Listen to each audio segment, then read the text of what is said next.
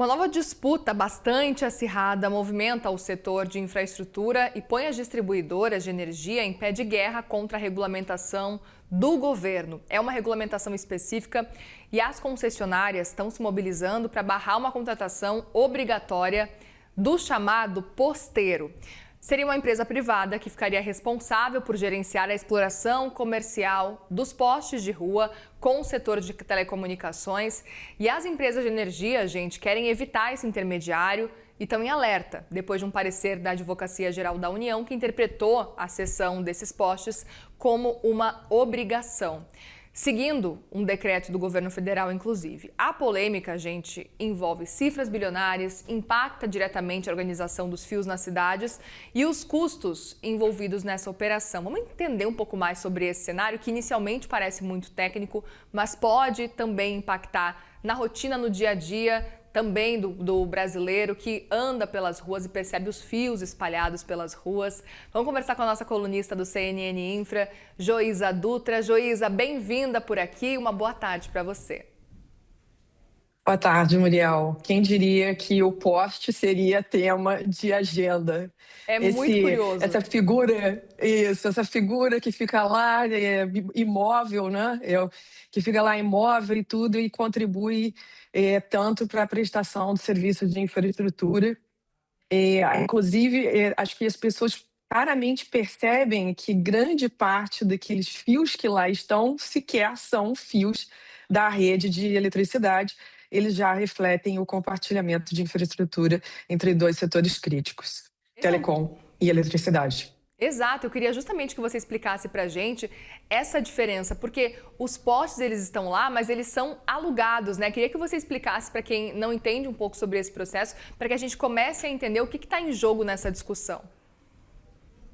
Existe um acesso que é garantido aos prestadores de serviços de telecomunicação para que eles façam uso de uma parte. Então, existem pontos de fixação no poste que são usados para garantir as condições de prestação de serviços de telecomunicações. Tem até uma experiência interessante, ou em vários países, né? Por exemplo, até os países da União Europeia, a gente tem esse acesso. Então, o acesso, ele é mandatório, ou seja, o uso daquela infraestrutura por um outro setor, quando ele é necessário, ele é mandatório. O que a gente está discutindo aqui agora é não a quem vai usar, porque hoje o direito de uso já existe, mas, na verdade, quem é o titular ou quem é o proprietário aqui desse poste. E aqui tem uma discussão importante que começa alguns anos atrás, e que agora tem essa disputa que você estava falando. Existe uma vertente, não é a vertente do setor elétrico, mas existem algumas pessoas no setor, algumas organizações, companhias do setor de telecomunicações, que entendem que deve haver uma cessão compulsória, uma nova figura deve entrar responsável pela prestação desse serviço, e essa figura é o posteiro.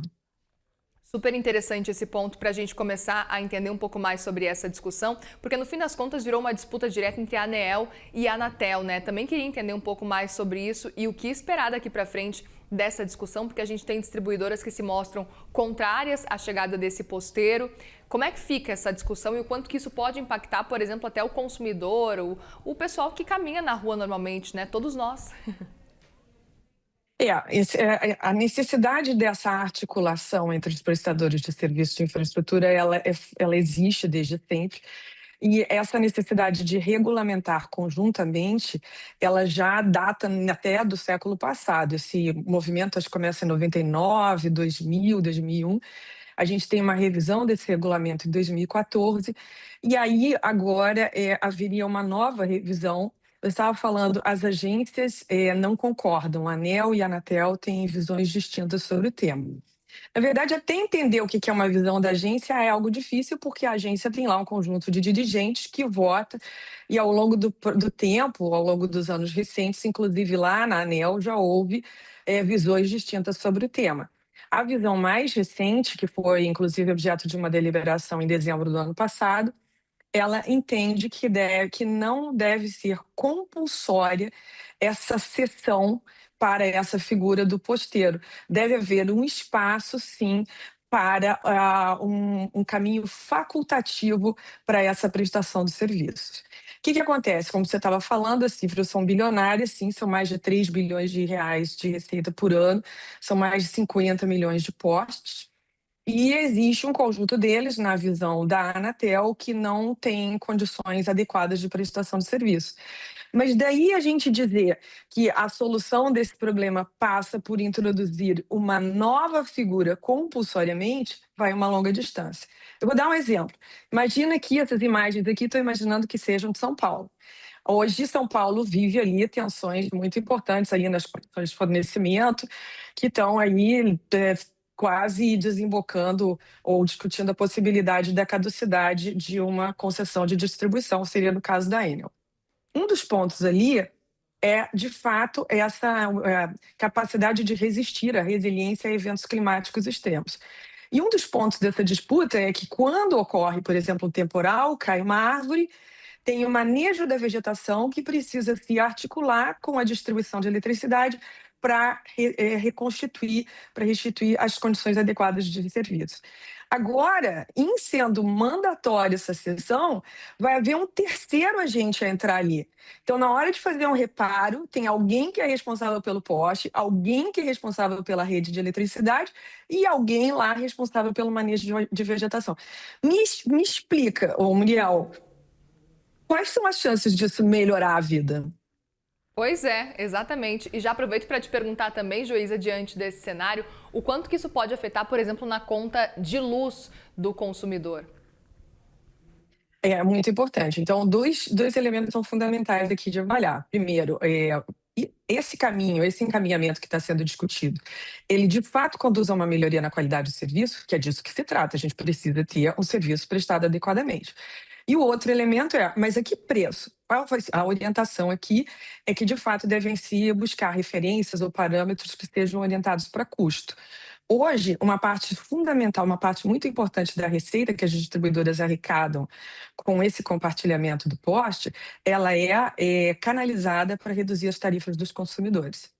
Agora, se houver a necessidade de entrada deste outro agente, é óbvio que além desses custos, ele vai querer uma margem. Então, nós vamos empilhando margens. Não tem como isso reduzir a conta do consumidor. Faz todo sentido. E já aproveito para entender de que forma que isso pode ser visto como algo positivo. Por exemplo, qual que é o principal argumento da União, por exemplo, para defender essa chegada do posteiro nesse caso? A União entende, o que tem de novo aqui, eu acho que você também apontou, é que em 2024 nós tivemos um decreto que tratou das condições para para os novos contratos de concessão de distribuição de eletricidade. Então, nós estamos falando o seguinte, essa utility ou essa distribuidora do futuro que vai viabilizar essas redes modernas, digitais e tudo mais, como é que a gente garante os incentivos, de um lado, para que ela faça os investimentos necessários na modernização dessa infraestrutura, e, de outro lado, como é que a gente tem instrumentos para garantir que ela se porta adequadamente, que ela preste esse serviço adequadamente e evite, por exemplo, degradação das condições da distribuição. Esse decreto, ele estabeleceu lá, através de um artigo, essa compulsoriedade. E aí, então, uma discussão que existe é, mas quais são, de fato, as condições que este decreto tem de tornar compulsória esta figura do posteiro?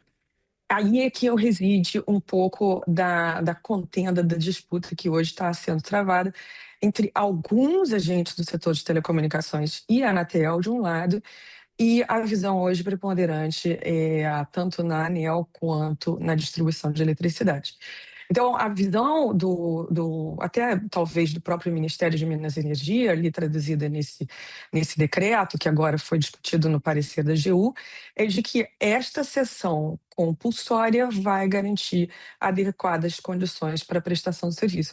Por quê? Porque sempre teve muito conflito com relação a custos, conflito com relação a preços, os preços desse compartilhamento e tudo.